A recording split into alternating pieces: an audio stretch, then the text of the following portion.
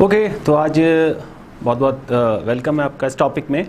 आज हम topic discuss कर रहे हैं नेशनल इनकम है क्या, इसके बारे में डिस्कस करेंगे बाद में। सबसे पहले जो मेन डिमांड है उसके बारे में डिस्कस करेंगे। जो न्यूमेरिकल्स क्वेश्चन में सबसे पहले जो हम डिस्कस करने जा रहे हैं वो पॉइंट आएगा आपका मेथड्स का, कि कौन कौन से मेथड्स हैं।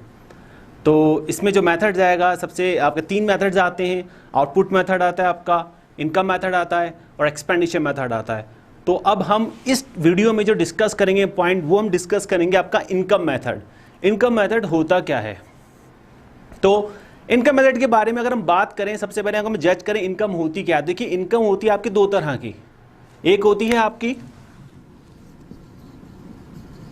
फैक्टर इनकम, एक होती है आपकी ट्रांसफर इनकम। 2 तरह की इनकम होती है आपकी। फैक्टर इनकम वो इनकम होती है जिसको आप with the help of factors of productions, यानी लैंड, लेबर, कैपिटल, एंटरप्रेन्योर, इन चारों की मदद से आप इसको फाइंड करते हैं। अच्छा, ट्रांसफर इनकम वो इनकम होती है जो आपकी वन साइडेड इनकम होती है। वन साइडेड इनकम का मतलब हो गया आपका डोनेशन, चैरिटी, स्कॉलरशिप, ये सारी चीजें आती हैं आपकी। तो इस मेथड में हम ये जजमेंट करेंगे कि जब आप नेशनल इनकम फाइंड करेंगे इनकम मेथड के अंदर, तो इनकम मेथड में आपको करना क्या होगा। देखिए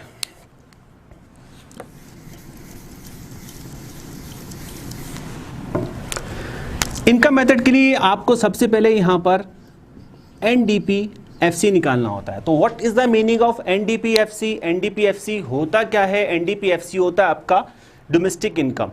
domestic income within a boundary of a country, जो आप इनकम जनरेट करते हैं उसे डोमेस्टिक इनकम कहते हैं। इसमें क्या क्या चीजें आती हैं, सबसे पहले आप निकालते हैं इसमें COE, OS और MI। इसके बारे में डीप में पढ़ेंगे। होता क्या है COE यानी compensation of employ. Compensation of employ का मतलब होता है कि अगर कोई इंसान कहीं भी जो काम करता है, बदले में जो उसके रिटर्न्स मिलते हैं वो कंपनसेशन होते हैं। कंपनसेशन आपके 2 तरह से होते हैं, एक होता है इन काइंड्स में, एक होता है इन कैश में। अगर हम बात करें, जैसे आप देख सकते हैं यहां पर कंपनसेशन में 2 चीजें आएंगी यहां पर, वेजेस एंड सैलरी और employer contribution to social security schemes. देखिए वेजेस एंड सैलरी 2 तरह की होती है। या तो आपको वेजेस और सैलरी मिले इन फॉर्म ऑफ कैश, जो सैलरी वगैरह होती है आपकी, ठीक है, या आपको मिले सैलरी के अलावा अदर देन कैश, यानी इन काइंड्स में मिले। तो कैश में अगर आपको मिलती है वेजेस और सैलरी, अगर हम बात करें, वेजेस होती है आपकी पर डे के हिसाब से, पर वीक के हिसाब से। सैलरी जो होती है वो आपकी होती है मंथली के हिसाब से होती है सैलरी, ठीक है। तो सबसे पहले पार्ट कंपनसेशन ऑफ एम्प्लॉय में आता है आपका वेजेस एंड सैलरी। दूसरा आता है employer contribution to social security scheme. ना उसके बारे में डिस्कस करते हैं कि employer contribution to social security schemes होती क्या है। देखिए एक नॉर्मल चीज आती है इंश्योरेंस, का नाम आपको पता होगा। इंश्योरेंस होता क्या है, इंसान जब इंश्योरेंस कराता है तो वो क्यों कराता है, इंश्योरेंस इसलिए कराता है अपनी सेफ्टी के लिए कराता है। तो employer contribution to social security schemes है क्या, ये वो टॉपिक होता है अगर आप किसी कंपनी में वर्क कर रहे हो और कंपनी का जो ऑनर है आपके लिए कोई पॉलिसी अगर लेता है, एज अ एम्प्लॉय आप वर्क कर रहे हैं और एम्प्लॉय पे काम करने की वजह से आपके नाम पर कोई पॉलिसी लेता है, तो वो एम्प्लॉय कंपनसेशन एम्प्लॉय जो है आपका क्या होता है। एम्प्लॉयर और एम्प्लॉय पहले क्लियर कर दूंगी होते क्या चीज है। देखिए एम्प्लॉयर वो पर्सन होता है जो कंपनी का ऑनर होता है, और एम्प्लॉय वो इंसान होता है जो आपकी वहां पे वर्क कर रहा है। तो employer contribution to social security schemes वो है वो अमाउंट जो कि एम्प्लॉयर ले रहा है कंपनी के जितने भी एम्प्लॉयज हैं उनके लिए, ठीक है। ओके, नेक्स्ट थिंग हम बात करते हैं OS। OS यानी ऑपरेटिंग सरप्लस। ऑपरेटिंग सरप्लस में कुछ पॉइंट्स आते हैं आपके। सबसे पहले अगर हम बात करें यहां पर प्रॉफिट, फिर आता है आपका रेंट, फिर आता है आपका इंटरेस्ट, फिर आता है आपका रॉयल्टी। देखिए प्रॉफिट, रेंट, इंटरेस्ट, रॉयल्टी, इसके समेशन को जब आप इसका समेशन करेंगे तो ये आपका ऑपरेटिंग सरप्लस आएगा।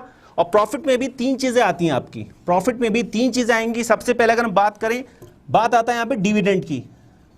डिविडेंड आता है। दूसरा आता है आपका अनडिस्ट्रीब्यूटेड प्रॉफिट, फिर आपका आता है कंपनी टैक्स। अनडिस्ट्रीब्यूटेड प्रॉफिट वो प्रॉफिट होता है जो कंपनी ने अभी डिवाइड नहीं किया, जिसको अभी डिस्ट्रीब्यूट नहीं किया। बात करें कंपनी टैक्स, कॉर्पोरेटिंग टैक्स कहलाता है आपका। डिविडेंड प्रॉफिट के ही पार्ट को डिविडेंड कहते हैं। अगर एग्जाम में क्वेश्चन में आपको ये तीनों पॉइंट दे रखे हैं तो आप इन तीनों पॉइंट का सम करके प्रॉफिट लेंगे। अगर क्वेश्चन में प्रॉफिट दे रखा है, ये तीनों पॉइंट भी दे रखे हैं, आप प्रायोरिटी किसको दोगे? प्रॉफिट को देंगे। इसके बाद रेंट, नॉर्मली आप जो प्रॉपर्टी यूज करते हो उस पर आपको जो रेंट मिलता है ये आपका रेंट हो गया। इंटरेस्ट, आप जो कहीं पैसा इन्वेस्ट करते हो उस पर जो आपका अमाउंट मिल रहा है इंटरेस्ट हो गया। रॉयल्टी लाइक का गुडविल जैसे होता है कि गुडविल आप किसी भी कंपनी की कोई गुडविल होती है उसकी भी यहाँ पे जो अर्न करते हैं, ये सब जो पैसा है, तो उसका समेशन करने पे आएगा आपका ऑपरेटिंग सरप्लस आएगा। इसके बाद हम बात करेंगे मिक्स्ड इनकम। मिक्स्ड इनकम होती है आपका जो प्रोफेशन है उसके साथ अगर कोई और भी पार्ट टाइम काम करते हैं। फॉर एग्जांपल मेरा काम टीचिंग का है, टीचिंग के साथ साथ मैं प्रॉपर्टी का भी कोई काम करता हूं, ऐसा नहीं है, एग्जांपल दे रहा हूं, ठीक है। तो अगर मैं प्रॉपर्टी का काम करता हूं, मान लो मैं होटल्स वगैरह सेल करता हूं, उसमें जो कमीशन मिल रहा है तो उस अमाउंट को मैं ऐड करूंगा और मैं जो भी अर्निंग कर रहा हूं उसको ऐड करूंगा। टोटल जो मैं जनरेट कर रहा हूं मेरी इनकम को मिक्स्ड इनकम कहलाएंगे, ठीक है। तो इन तीनों पॉइंट का जब आप सम करेंगे तो आपका एनडीपी-एफसी आएगा। अब क्वेश्चन आता है आपके माइंड में कि सर एग्जाम में अगर फॉर एग्जांपल एग्जाम में क्वेश्चन आ गया जीएनपी-एफसी निकालने का, पर आपने तो हमें एनडीपी-एफसी निकालना सिखाया है, अब क्या करेंगे? सिंपल इसमें कंपैरिजन करते हैं, जो कि हम डिस्कस करेंगे आगे इसमें किस तरह से कंपैरिजन करते हैं। तो सिंपल आपके माइंड में क्या होना चाहिए कि एनडीपी-एफसी यानी डोमेस्टिक इनकम आप सबसे पहले निकालेंगे COE plus OS plus MI, इन सबको ऐड करके फॉर्मूले के बिहाफ पर। आई होप ये पॉइंट आपको क्लियर होगा अच्छे से जी। अब इस पे हम एक क्वेश्चन करते हैं ताकि आपको डाउट्स क्लियर हो जाए। बुक के अंदर ये सारी इंफॉर्मेशन है, आप इसको रिकॉर्ड कर सकते हो, आप इसे नोट कर सकते हो, कोई इश्यू नहीं है। नाउ जो हम डिस्कस करने जा रहे हैं न्यूमेरिकल्स क्वेश्चन, आइए।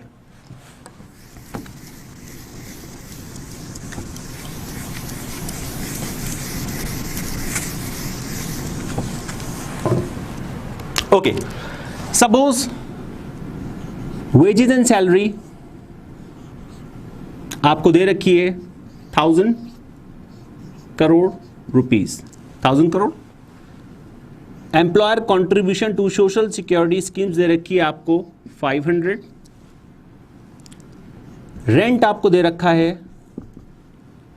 200 और इंटरेस्ट आपको दे रखा है 500।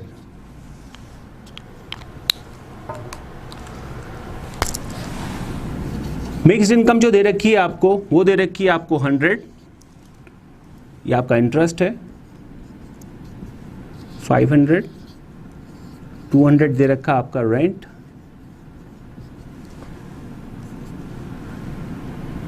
प्रॉफिट आपको दे रखा है 500, ठीक है। अब आपको निकालना है यहां पर क्या? आपको निकालना है नेशनल इनकम। तो नेशनल इनकम के लिए एक चीज और आपको गिवन होगी जो कि दे रखी है आपको NFIA, NFIA आपको दे रखी है -10। सपोज एक नॉर्मल सा सिंपल सा मैंने क्वेश्चन लिया है, आपको वो बताऊंगा किस तरह से आपको क्या दे रखा है, किस तरह से दे रखा है। तो अगर हम यहां पर देखें, सबसे पहले आपको क्या निकालना है? आपको निकालना है यहां पर NDP@FC। क्या निकालना है? NDP@FC। हमने आपको बताया COE। अब क्योंकि क्वेश्चन में COE नहीं दे रखा, इसके कंपोनेंट्स दे रखे हैं, तो जब इसके कंपोनेंट दे रखे हैं, वेजेस सैलरी दे रखा है, employee contribution to social security scheme दे रखा है, तो क्या काम करेंगे? हम इन दोनों को ऐड कर देंगे। तो ऐड करेंगे तो अगर आप इस तरह से इसको रिप्रेजेंट करते हैं, वैसे इसको नंबर अगर एग्जाम में सपोज दैट अगर एक क्वेश्चन के नंबर्स दे रखे हैं आपका ये,